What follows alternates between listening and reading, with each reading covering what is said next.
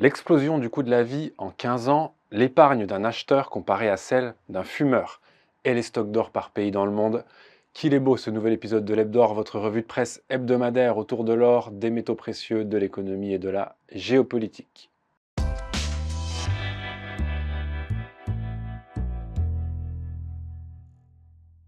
En ce mois de mai 2024, la plateforme aucoffre.com fête ses 15 ans et pour l'occasion, l'Académie Aucoffre, média qui vulgarise tout l'univers des métaux précieux et de l'investissement, sort un article qui compare les prix des produits que les Français utilisent régulièrement. Prix de ces produits il y a 15 ans, en 2009-2010, par rapport à leur prix d'aujourd'hui, avec des chiffres de l'INSEE. Et qu'observe-t-on? Eh bien que l'inflation n'est pas une vue de l'esprit. L'article note, entre autres, qu'entre 2010 et aujourd'hui, le prix de la baguette de pain a augmenté de près de 22%, le prix d'un filet de bœuf d'1 kilo a augmenté de plus de 32%, le kilo de pommes de près de 50% et le litre de gasoil de près de 60%.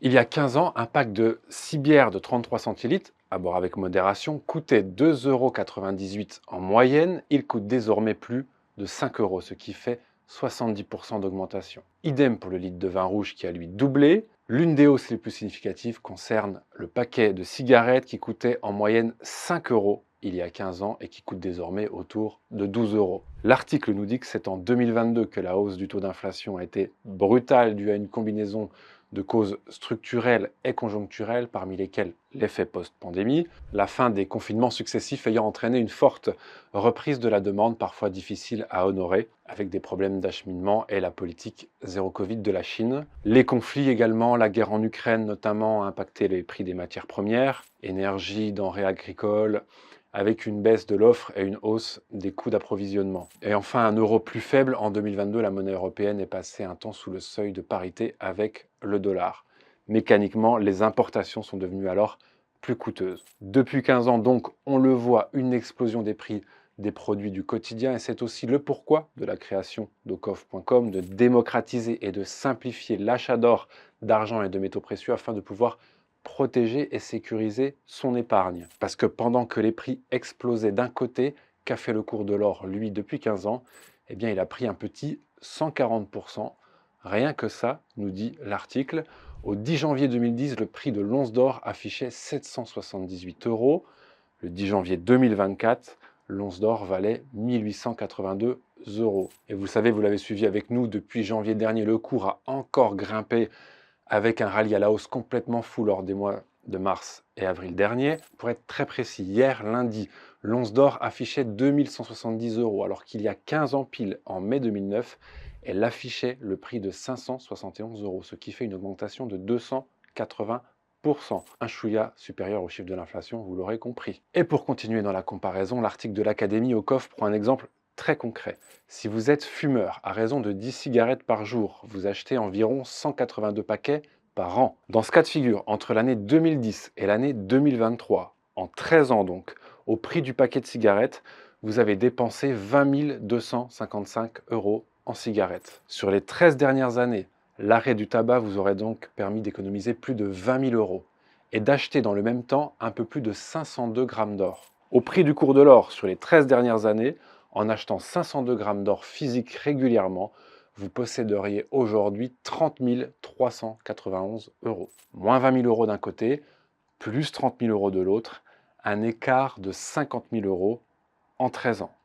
À bon entendeur. Dans l'actu également, le World Gold Council qui a sorti ses derniers chiffres d'achat d'or des banques centrales pour le premier trimestre 2024. Les instituts d'émission ont acheté 290 tonnes d'or au premier trimestre, du jamais vu pour cette période de l'année.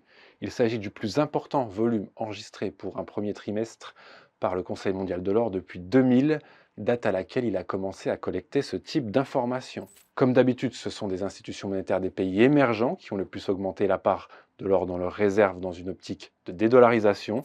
La Turquie arrive en tête des plus gros acheteurs ce trimestre avec 30 tonnes ajoutées à ses stocks. La Banque populaire de Chine continue ses emplettes avec 27 tonnes sur les 3 premiers mois de l'année. L'Institut d'émission a acheté de l'or 17 mois d'affilée pour porter ses réserves à 2262 tonnes, 16% de plus par rapport à octobre 2022. Le métal jaune représente désormais 4,6% des réserves de la Chine contre 3,2% en 2022. L'Inde a de son côté acheté 19 tonnes. La Thaïlande et l'Ouzbékistan ont été, eux, les pays les plus vendeurs. Qui sont-ils d'ailleurs, ces pays les plus vendeurs d'or, et quelles sont les raisons qui peuvent inciter une banque centrale à vendre son or? C'est la question que s'est posée Vera Cash, qui nous explique par exemple que, dans son cas, l'Ouzbékistan, qui détient environ 300 tonnes d'or, doit se séparer d'une partie d'entre elles car il doit faire face à une double contrainte liée d'une part à la dévaluation rapide de sa monnaie nationale et d'autre part à un besoin de financement important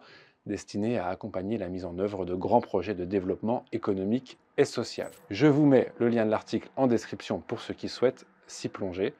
Et si vous voulez tout savoir sur les réserves d'or par pays, l'article de référence, c'est celui de l'Académie au coffre, qui vous détaille par le menu le classement des pays qui détiennent le plus d'or, combien d'or possèdent les pays du G7, les BRICS ou encore le Vatican. Et pour finir, en vitesse, quelques infos économiques pêchées sur X avec Nicolas Chéron qui nous partage les perspectives économiques mondiales en 2024, diffusées par Statista, avec des prévisions de croissance plutôt revues à la hausse dans le monde et particulièrement en Inde, en Russie et aux États-Unis. Ça rigole en revanche un peu moins pour les pays européens, dont l'Allemagne, la Grande-Bretagne et la France, qui revoient leur croissance à la baisse. Pour la Chine, les prévisions de croissance sont faibles. Money Radar nous informe que Pékin souhaite lever 1000 milliards de yuan via la vente de bons souverains spéciaux très long terme, avec pour objectif de doper sa croissance de 1 point en 2024. C'est seulement la 4e opération de ce type en 26 ans. Money Radar qui nous partage également l'interview apocalyptique du jour, celle du milliardaire Barry Sternlich,